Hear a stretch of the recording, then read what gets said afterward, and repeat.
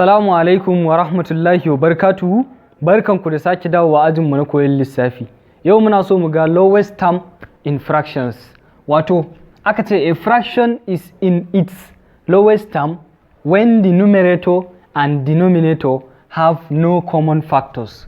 Wato, kafin ka kira fraction yana lowest term nashi, kafin ka ce wannan fraction din ka kai shi lowest term, to dole sai ya zamanto cewa numerator da denominator na wannan fraction din ba su da wani factor, ba su da wani common factor da zai iya shiga ya yi dividing nasu a tare ba tare da sun ba da remainder ba. Bari ku ga me muke nufi. Bari mu dauki example sin nan. Idan muka dauki example 1, 8/12. Yanzu wannan idan ka dauke shi 8/12 dole akwai abin da zai dividing sama da ƙasan nan at the same time ba tare da kuma ya ba mu remainder ba. So shi lowest term dole sai ya yi dividing dukansu biyu. Idan ya yi dividing wannan bai yi dividing wannan ba, to bare iya dividing ba kenan, dole sai ya yi dividing duka sama da ƙasan. So a nan gurin yanzu muka duba za ku ga 4 zai iya dividing, 4 zai iya shiga wannan kuma ya shiga wannan at the same time ba tare da ya ba mu remainder ba.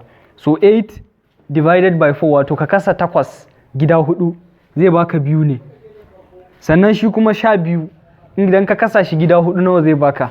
Zai baka 3 ne. So kaga yanzu nan muna da 2/3 kenan, mun yi reducing ɗinsa daga 8/12 ya zama 2/3. So yanzu wannan shine lowest term ɗin wannan fraction na 8/12 saboda me? Babu wani number da zai iya sake dividing 2 da 3 ɗin nan ba tare da ya bamu remainder ba. Kaga in ka sa 2 yayi dividing nan ya zama 1, to 2 ba zai iya dividing 3 ba kuma zai rage ɗaya.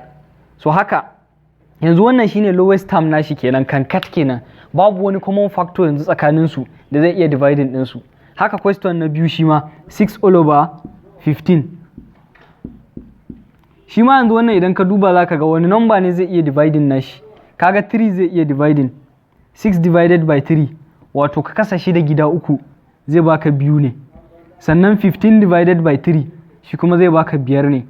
Su ka kana da 2/5 kenan. Yanzu a nan gurin akwai number da zai iya sake shiga, idan ka duba ka gani 2/5.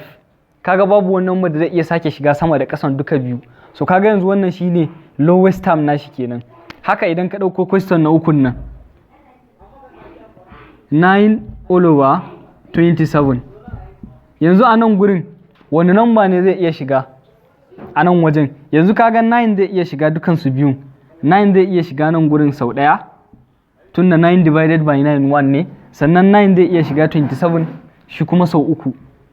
So ka kana da 1/3. So wannan ka kai shi ƙarshe kenan, babu wani number da kuma zai iya sake shiga. So wannan a takaice shine lowest term.